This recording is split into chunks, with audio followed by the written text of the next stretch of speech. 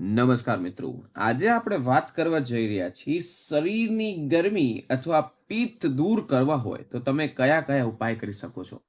મિત્રો, શરીરમાં ગરમીનો ઉપાય તમે ઘર બેઠા જ સરખું કરી શકો છો, કારણ કે જે આપણું પિત્ત છે તે આપણા શરીરમાં કેવી રીતના કાર્ય કરે છે તેના વિશે આપણે જાણીશું. તો ધ્યાનથી સમજજો. આપણે જે કોઈ ભોજન હંમેશા માટે ખાઈએ છીએ તે ભોજન સારી રીતે પચતું ના હોતું હોય અથવા પાચન થઈને ધાતુઓ બની જતું હોય અને આ કાર્ય જ તમારા પિત્તનું કારણ બને છે. આપણે બધા એક શબ્દ હંમેશા હંમેશા સાંભળ્યું જ હશે કે પેટમાં ખૂબ લાઈ લાગે છે, બળતરા થાય છે, એસિડિટી થાય છે અથવા થોડીક વાર ખાધા પછી પણ પાછી ભૂખ લાગી જવી. આ એક શબ્દથી બધા પરિચિત હશે માણસો, કારણ કે કહેવાય છે કે જઠરાગ્નિ છે તે આપણા શરીરની અંદર ટોટલી 12 થી 13 પ્રકારની અગ્નિ હોય છે. જે અગ્નિ આપણા શરીરને પંચમહાભૂતોનું બનાવીને આપ્યું છે. હવે તમે એમ કહેશો કે પંચમહાભૂતો એટલે? મિત્રો, આ પંચમહાભૂતો એક જાતની અગ્નિ હોય છે.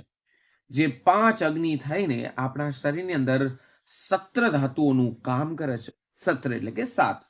7 ધાતુ અને પ્રત્યેક ધાતુની મિત્રો વસ્તુમાં એક એક અગ્નિ હોય છે. તે અગ્નિ થઈને ટોટલી 7 ને 5 એટલે કે 12 અને સૌથી મહત્વની અગ્નિ જે ગણવામાં આવે છે તેને કહેવાય છે જઠરાગ્નિ.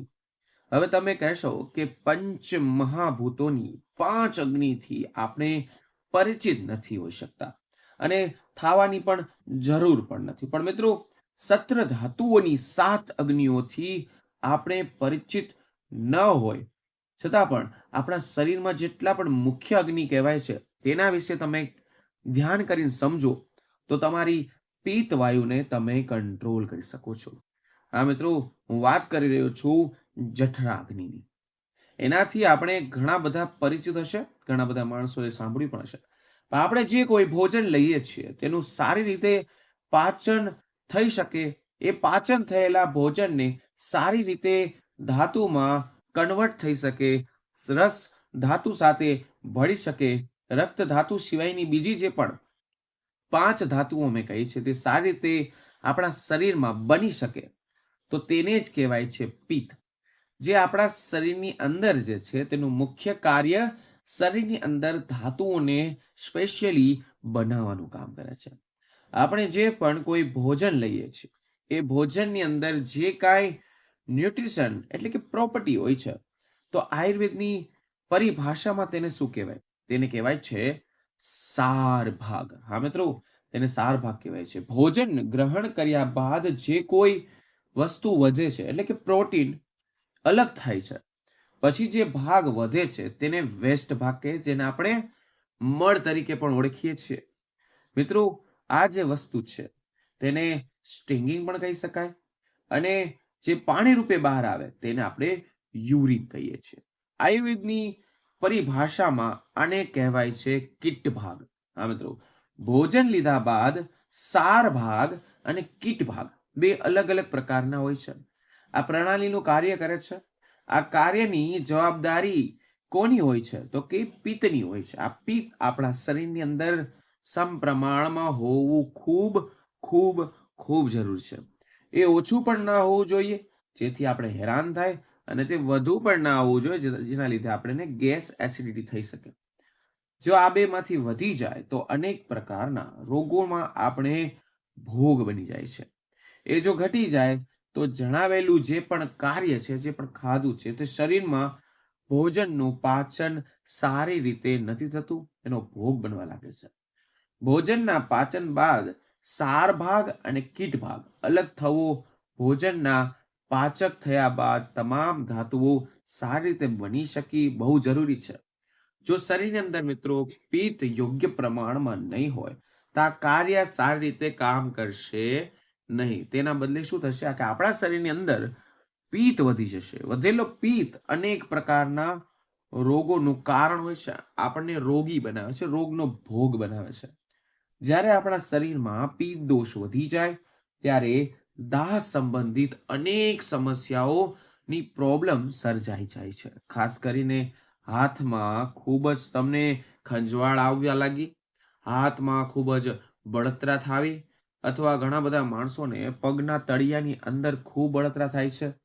અચાનક ગમે ત્યાં બેઠા બેઠા ખાટા ખાટા ઓડકાર આવવા લાગે. આવા જ્યારે લક્ષણ દેખાય ત્યારે મિત્રો સિમ્પટમ છે સમજવું કે શરીર કહે છે કે આપણા શરીરની અંદર પિત્ત દોષ મોટા પ્રમાણમાં હવે વધ્યા કરે છે.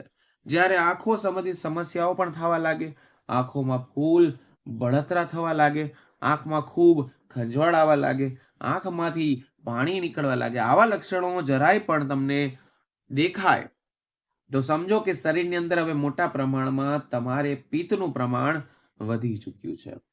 મળ નિષ્કાંસની ક્રિયા કરવા જઈએ ત્યારે પણ તમને બળતરા થાય, અથવા યુરિન અથવા પેશાબ કરતી વખતે પણ ખૂબ બળતરા થવી, આવા લક્ષણને જ કહેવાય છે પિત્તની નિશાની. ચામડી સંબંધિત રોગ પણ થઈ શકે છે. મોટા ભાગની સમસ્યા પિત્ત દોષ જ્યારે આપણા શરીરમાં વધે ત્યારે થાય છે. ત્યારે કોઈને કોઈને ખરજવું લાગે છે, અથવા ચામડીની બીમારી, અમુક માણસોને પલ્સ નીકળતું હોય, પાણી નીકળતું હોય, આવી તમામ પ્રકારના લક્ષણો દેખાય ત્યારે સમજવું કે શરીરની અંદર મોટા પ્રમાણમાં પિત્ત વિકૃત થઈ ગયો છે, પિત્ત વધી ચૂક્યું છે.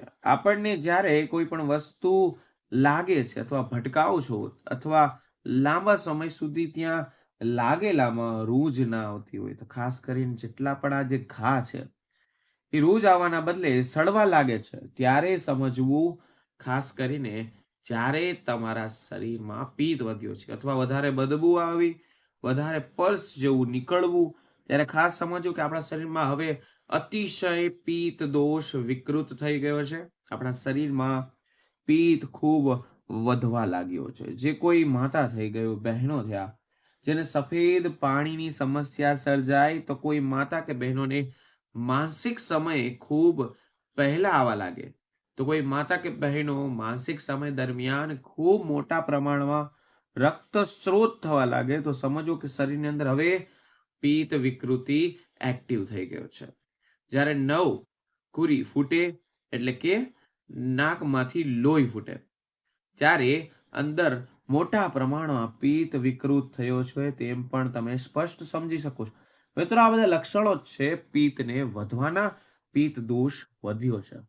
શરીર ઉપર મોટા પ્રમાણમાં મસા આવવા લાગે, અથવા અચાનક તમને તલ નીકળવા લાગે, ત્યારે પણ સમજો કે શરીરમાં હવે પિત્ત દોષ એટલો વિકૃત થઈ ગયો છે કે હવે તમારે તેને સમજવું બહુ જરૂરી છે. પિત્ત દોષ આપણા શરીરમાં વધ્યો છે. પરસેવામાં દુર્ગંધ આવવા લાગે, અથવા તમને અચાનક જ થોડુંક કામ કર્યા પછી પણ શરીરમાં અચાનક એટલો પડછેવો ગંધાય કે તેની સીમા નથી. શરીર ઉપર મોટા પ્રમાણમાં હિચિંગ આવવા લાગે, લીટા જેવું દેખાવા લાગે. જ્યારે તમે શરીર ઉપર ખંજવાળો છો ત્યારે લાંબા લાંબા રેસીસ જોવા લાગે. આ તમામ લક્ષણો વધેલા પિત્તની નિશાની થઈને આવે છે. પિત્ત દોષ જ્યારે આપણા શરીરમાં ખૂબ વધી જાય છે, આ વિકૃત સ્વરૂપ ધારણ કરે, ત્યારે તમારી સામે આવા સિમ્પટમ જોવા મળે છે.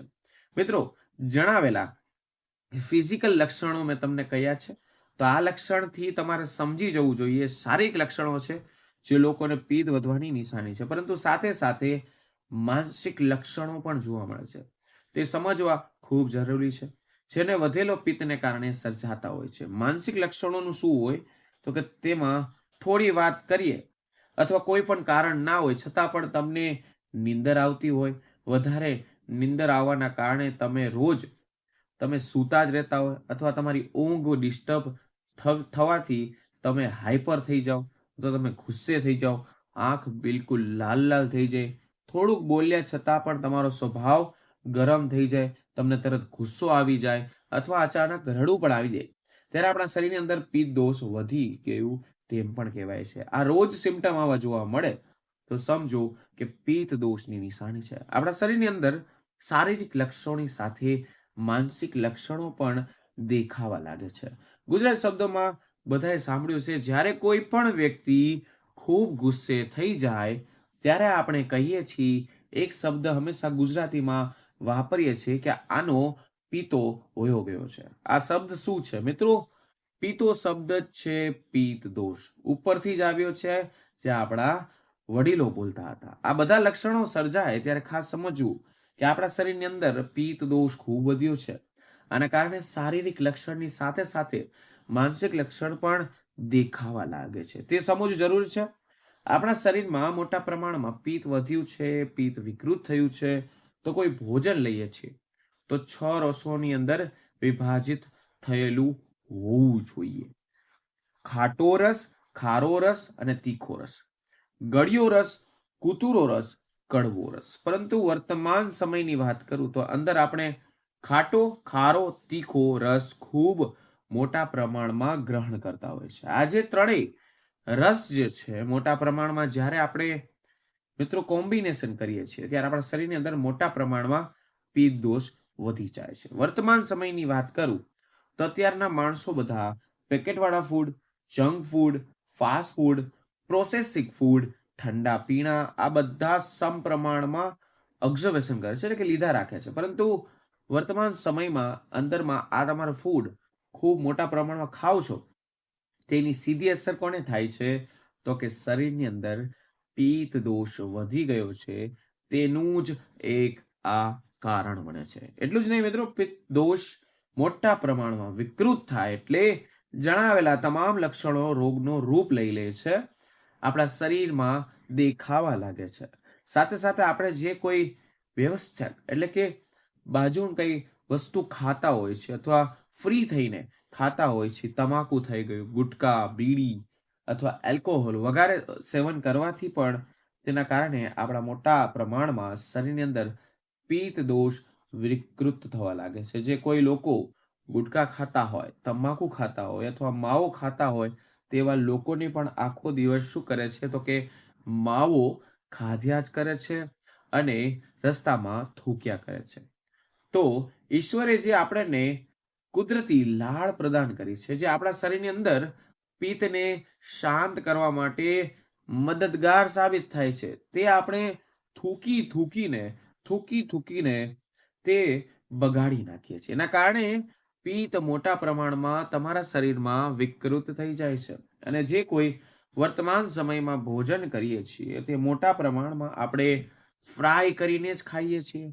મિત્રો, આવશ્યકતા કરતા કરતા પણ તળીએ અને ખોરાક તળીને જ ખાઈએ છીએ. જે કોઈ વસ્તુ હાઈલી અલ્કલાઇન્સ હોય છે, જે આવશ્યક કરતા પણ માત્રામાં વધારે તળી લેવામાં આવે તો તે વસ્તુમાં એસિડ બને છે આરામથી. જ્યારે આપણે ભોજનમાં તેને સ્નાન આપીએ છીએ ત્યારે એ જ વસ્તુ આપણા શરીરમાં જઈને મોટા પ્રમાણમાં પિત્તને દૂષિત કરવાનું કામ કરે છે. ફોર એક્ઝામ્પલ, ચા થઈ ગયો, કોફી થઈ ગઈ, આને તો હવે આપણે વ્યસન તો ગણતા જ નથી, પણ આ વસ્તુ તમે દરરોજ લ્યો છો, નિયમિત રૂપે લેવામાં તમને દિવસમાં 3-4 વખત લેવામાં આવે તો એ મોટા પ્રમાણમાં આપણા શરીરમાં પિત્તને દૂષિત કરવાનું કામ પહેલા કરે છે. તેટલું જ નહીં મિત્રો, આપણા જે લોહી છે રક્તપિત્તને વધારી દે છે. જેવી રીતે આપણે વાત કરીએ છીએ ધાતુ બનાવવાનું કાર્યનું પતન કરે છે. લીધેલું ભોજન જ્યારે આપણા શરીરમાં જાય છે ત્યારે પ્રથમ ધાતુ જે બને છે એ રસ અને બીજી ધાતુ બને છે તે રક્ત બને છે. મોટા પ્રમાણમાં જ્યારે આપણે ચા અને કોફીને સેવન કરીએ છીએ ત્યારે આ જ પિત્ત વિકૃત થઈને આપણા શરીરની અંદર લોહીની અંદર ભળવા લાગે છે. લોહીની અંદર ગયા પછી પિત્ત વધી જાય છે. લોહીની ઉષ્ણતા એટલે ગરમ થઈ જાય છે. તેના કારણે શરીરની અંદર મોટા પ્રમાણમાં પિત્ત વિકૃતના રોગ તમને સર્જાય છે. આનાથી વધુ આથાવાળી વસ્તુઓનું વધારે પ્રમાણમાં સેવન કરવાથી કહેવાય છે કે સાઉથ ઇન્ડિયન વાનગી મોડી રાત્રે જો તમે ખાઓ છો અને રોજ ખાઓ છો તો આ મોટા પ્રમાણમાં એક્ઝામ્પલ દઉં કે અથાણાવાળી વસ્તુ કે ખાનપાન આવી કોઈ પણ નિયંત્રણ વગર ખાવું તો પણ શરીરમાં પિત્તને વધારે આપણે પ્રોબ્લેમ કરીએ છીએ. તો કેમ રોકશું? આપણે લાગતું હશે કે આપણે પિત્ત પ્રદાન પ્રકૃતિ કેવા પ્રકારના ભોજન લેવા જોઈએ જેથી કરીને શરીરમાં પિત્તને શાંત કરે અને નોર્મલ કરે, કોઈ પણ સમસ્યા આપણા શરીરમાં ના સર્જાય, તેનાથી આપણે બચી શકાય. તો પિત્ત પ્રદાન વિકૃત અથવા કે પત સંબંધિત સમસ્યાને પીડાતા લોકોને ખાસ કરીને મસાલા વાળા હોય અથવા ધાણા છે, વરિયાળી છે, જીરું છે, આ બધા મસાલા જે હોય છે તે મિત્રો યાદ રાખજો પિત્ત દોષને હંમેશા શાંત કરનારા છે. કાળા મરી, લીલી પીપર, સૂંઢ, તેજાના બાંધિયા વધારે પ્રમાણમાં ન ખાતા. ધાણા છે, જીરું છે, વરિયાળી છે, આ મસાલા જો ખાઈશું તો પિત્તને શાંત કરવામાં ખૂબ આપણને મદદગાર સાબિત થશે. આમલી, કોકમ છે, આવી બધી વસ્તુ ઓછું સેવન કરતા ખાટા રસની પૂર્તિ માટે આમળાનું સેવન કરવું જોઈએ. આપણે શું કરીએ છીએ? શિયાળામાં ભરપૂર માત્રામાં આમળા ખાતા હોય છે. આમળાને મિત્રો ભૂલી ગયા છીએ. આમળા શિયાળામાં આવે છે. તે માત્ર શિયાળામાં ખાવું એવું નથી મિત્રો. આમળા ખાતા હોય છતાં પણ પિત્ત દોષને શાંત કરનારું છે આમળા છે. જે કોઈ લોકો પત એટલે કે પ્રકૃતિના છે, પિત્ત દોષ છે, પિત્ત વિકૃત થવાના કારણો જે હું તમને કહું, જણાવેલી સમસ્યા સતાવી હોય તેવા લોકોને હંમેશા લીંબુ, આમલી, કોકમ જેવા સ્થાનને એટલે કે ખાટી વસ્તુ તેના જગ્યાએ તમે આમળાનો પાવડર વાપરશો દાળમાં, શાકમાં નાખીને, તો તમને જે આમળાની જે ખટાશ છે તે તો મળશે જ, ઉપરાંત તમારો પિત્ત જે છે તે શાંત થશે. જેટલા પણ વેલાવાળા શાકભાજી, મોટા સાઈઝના શાકભાજી, ફોર એક્ઝામ્પલ દૂધી, તુરિયા, ગલકા, કોળું, પરવળ, આવા તમામ પ્રકારના શાકભાજી પણ પિત્ત દોષથી પીડાતા વ્યક્તિને અથવા પિત્ત પ્રધાન પ્રકૃતિને જરૂર ખાવા જોઈએ. જેટલા પણ દાણાવાળા શાકભાજી છે એટલે કે ગુવાર છે, ભીંડો છે, પાપડી છે, તુવાર છે, વાલ છે, વટાણા છે, રીંગણ છે, જેટલા મેં આ શાક બોલ્યા તે તમારે ઓછી માત્રામાં ખાઈને મોટી સિઝનના શાકભાજી જો આપણે ખાઈશું તો તમામ પ્રકારના શાકભાજી પિત્ત દોષને શાંત કરશે. પિત્ત દોષમાં થયેલી સમસ્યાથી બચવા માટે આ શાકભાજી હંમેશા આપણે ખૂબ જ મદદગાર સાબિત થશે. કઠોળની જો વાત કરીએ તો મગ થઈ ગયા, મસૂર થઈ ગયા, મઠ થઈ ગયા, આ ત્રણેય કઠોળ પિત્ત સંબંધિત સમસ્યાના પીડાતા વ્યક્તિઓને ખૂબ મદદગાર સાબિત થાય છે. સાથે સાથે વાલ, વટાણા, ચોળા, રાજમા, કળથી પણ તમારા તમામ પ્રકારના કઠોળ સારા છે. પરંતુ પિત્ત સંબંધિત સમસ્યાથી જે લોકો હેરાન છે, પરેશાન છે, એ લોકો જરા પણ સારા નથી, એ લોકોને પિત્ત દોષ વધારનાર છે. જો કોઈ લોકો પિત્ત સંબંધી સમસ્યા સાથે પીડાતા હોય, પિત્ત પ્રકૃતિના લોકો હોય, આવા લોકોને જ્યારે કઠોળ ખાવા હોય ત્યારે એ લોકો માટે મગ, મસૂર, મઠ વધારે પ્રાધાન્ય આપવું જોઈએ, વધારે સ્થાન આપવું જોઈએ. મગની દાળ ખાઈ શકાય છે, મસૂરની દાળ પણ ખાઈ શકાય છે. આ બંને દાળો પિત્તને શાંત કરવામાં ખૂબ મદદગાર સાબિત થશે. અનાજની જો વાત કરીએ તો પિત્ત પ્રધાન પ્રકૃતિને ક્યારે પણ જીવનમાં બાજરો ખાવો જોઈએ નહીં. બાજરો જરા પણ ન ખાવો જોઈએ, કારણ કે આ ઉષ્મ ગુણ વાળા વ્યક્તિ ગણાય. ઉષ્મ ગુણ હોવાના કારણે પચવામાં ભારી હોય છે અને જે લોકોને પિત્ત છે, ગેસ છે, એસિડિટી થાય છે તેને આ વસ્તુઓ બંધ કરવી જોઈએ. આ પિત્ત વધારનાર ગુણ છે બાજરાના અથવા બાજરાનો રોટલો, કારણ કે આ વસ્તુ મદદગાર સાબિત નથી થતી. વધારે પડતા પ્રોબ્લેમ થવાના કારણે ઉલટીની સમસ્યા પણ થાય છે, એટલે કે ઉલટીની સમસ્યા પણ થાય છે. એવા લોકોને જ્યારે પણ અનાજ ખાવું હોય ત્યારે એ લોકો ઘઉં ખાઈ શકે છે, જુવાર ખાઈ શકે છે, બીજા જે કોઈ અનાજ છે, બાજરો, રાગી છે, બીજા પ્રકારના મિલ્સ છે, તે તમામ પ્રકારના અનાજો પિત્ત સંબંધિત સમસ્યામાં પીડાતા લોકોને ખાવા જોઈએ. ઘઉં ખૂબ સારામાં સારા કહેવાય, ઘઉંનો રોટલો પણ સારો કહેવાય, જુવાર પણ સારું કહેવાય, ચોખા પણ તેના માટે સારા કહેવાય. કહેવાય છે કે ડેરી પ્રોડક્ટની વાત જો તમને કરું તો માખણ થઈ ગયું, દૂધ થઈ ગયું, ઘી થઈ ગયું, તે પિત્ત પ્રકૃતિવાળા માટે ખૂબ સારું છે. એ જ ડેરી પ્રોડક્ટની વાત કરું તો છાશ, પનીર, ચીઝ, આ ડેરી પ્રોડક્ટ પિત્ત પ્રકૃતિવાળા માટે સારું નથી. ઘીની જો વાત કરીએ તો તમામ પિત્તને શાંત કરનારી અને નેચરલી વસ્તુ છે, કુદરતી વસ્તુ છે. એક તરફ તમે બીજી ઘી લઈ લ્યો, તે પિત્તને એટલી સમસ્યાથી તમને રાહત આપશે. જો તમારે બચવું હોય પિત્તની સમસ્યામાં, તો દુનિયાની અંદર શ્રેષ્ઠમાં શ્રેષ્ઠ માર્ગ છે ઘી. સંપૂર્ણ શાસ્ત્રો વિધિથી બનેલું ગો માતાનું ઘી, તમે દેશી ગાયનું ઘી તમને મળતું હોય તો પિત્ત સંબંધી સમસ્યામાં તમને સારવાર મળી જશે. એનેથી કોઈ શ્રેષ્ઠ વિકલ્પ બીજો છે જ નહીં. ઘી ખાનપાનમાં સૌથી પહેલો નંબર આવતું હોય તો તે ઘી જ છે.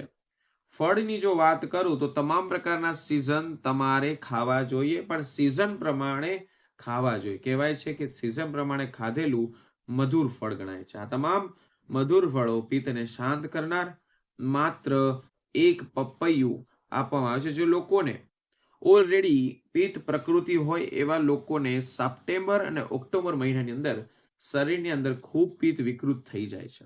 આવા લોકોને આ સમય દરમિયાન ખાટો રસ, ખારો રસ, તીખો રસ ખૂબ ખૂબ ખૂબ ઓછો ખાવાનો છે. સાથે સાથે ગળ્યો રસ, કડવો રસ, તુરો રસ તે થોડી થોડી માત્રામાં લેવામાં આવે તો પિત્ત સંબંધી સમસ્યાથી પીડાતા લોકો માટે સારું છે. અને શરદ ઋતુની સમય ખૂબ ઉત્તમ સમય છે. એટલા માટે શરદ ઋતુની અંદર આપણે એવા તહેવારો આપ્યા કે એ સમય દરમિયાન પિત્તને શાંત કરનારી વસ્તુ જો પોતાના ભોજનમાં ગ્રહણ કરવા લાગીએ, તો જે કોઈ લોકો પિત્ત પ્રકૃતિ ધરાવે છે એવા લોકોને શરદ ઋતુની અંદર દૂધ લેવું જોઈએ, ખીર લેવું જોઈએ, ઘીવાળી વાનગી લેવી, ખૂબ મોટા પ્રમાણ લેવી જોઈએ. સાથે સાથે ખારી વસ્તુ, ખાટી વસ્તુ, તીખી વસ્તુ જેટલી બને તેટલી ઓછી પોતાના ભોજનમાં સ્થાન આપવું.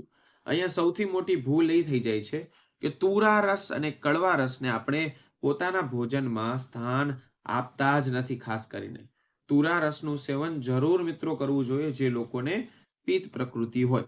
એવા લોકોને તુરા રસની અંદર કહું તો કે શરદ ઋતુમાં સૌથી શ્રેષ્ઠ મેડિસિન મળતી હોય તો તે છે ભૂમિ આવલા. જ્યારે શરીરમાં પિત્ત વધે ત્યારે સૌથી વધારે કોઈ ડેમેજ ઓર્ગન થતું હોય તો તે લીવર છે.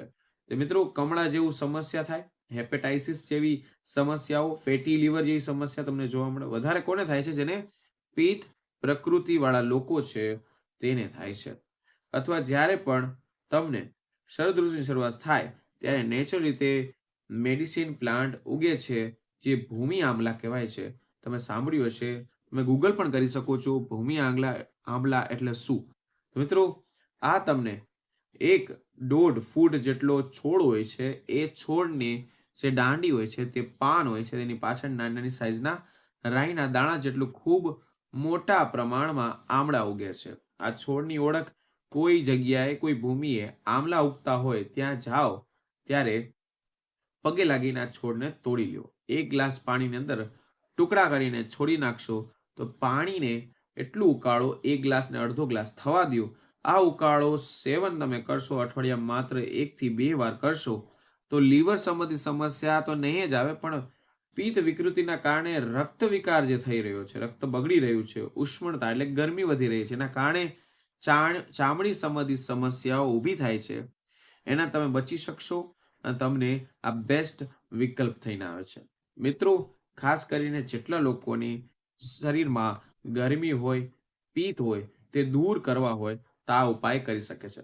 છતાં પણ કોઈ પણ જાતનો પ્રશ્ન હોય તો મને નીચે કમેન્ટ સેક્શનમાં પૂછી શકે છે. હું તેનો જરૂર આન્સર આપીશ. તો મિત્રો ફરી મળીશું નવા વિડીયો, નવા ટોપિક સાથે. ત્યાં સુધી બધાને મારા હર હર મહાદેવ અને રાધે રાધે.